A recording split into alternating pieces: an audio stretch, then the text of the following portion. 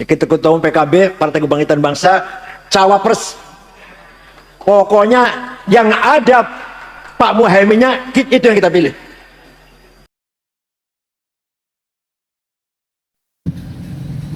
Assalamualaikum warahmatullahi wabarakatuh.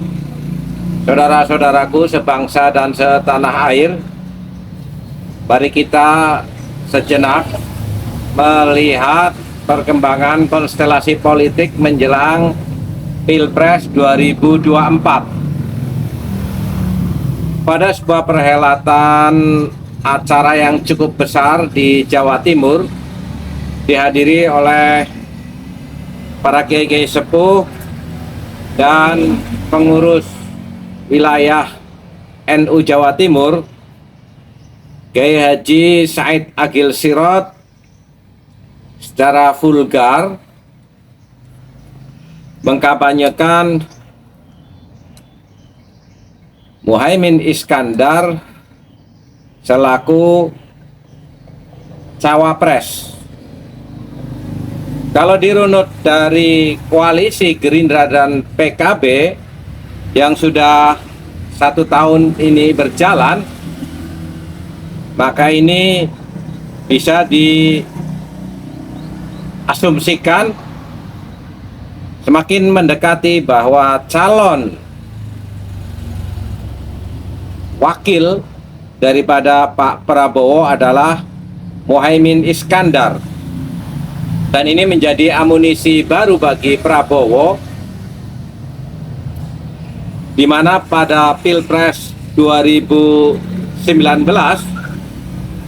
PKB mendukung Jokowi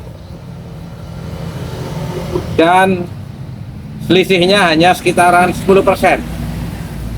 Untuk memenangkan Pilpres yang akan datang, maka tidak perlu ngoyo dengan meraih 10%, karena penambahan 6% itu sudah cukup untuk menjadikan kemenangan bagi Pak Prabowo sebagai presiden. Karena 10 diambil 6 kan tinggal 4. Ini angka selisihnya di kisaran itu. Dan pada Pilpres yang lalu PKB bergabung dengan koalisi di mana Pak Jokowi diusung. Kita Ketua Umum PKB Partai Kebangkitan Bangsa, cawapres pokoknya yang ada Pak Muhaiminnya itu yang kita pilih.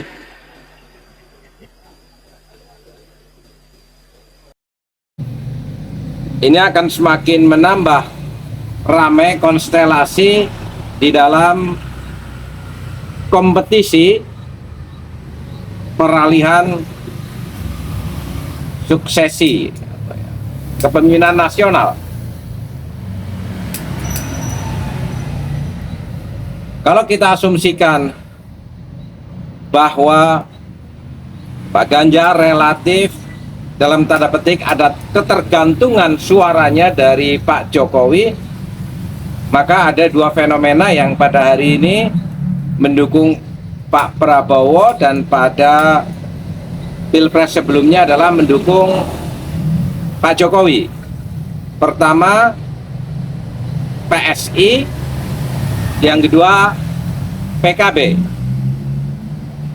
Yang lebih menarik lagi, pada Pilpres yang akan datang ada tambahan suara dari anak-anak muda yang baru mencoblos.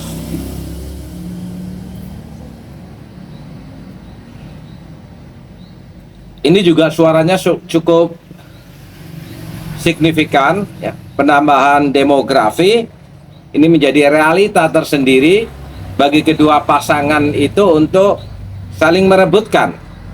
Dan ini menjadi salah satu penentu juga di dalam kemenangan.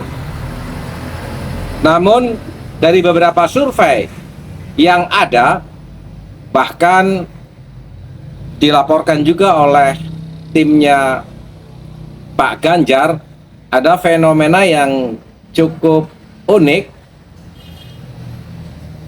di mana kaum muda justru banyak kecenderungan untuk memilih kepada Prabowo.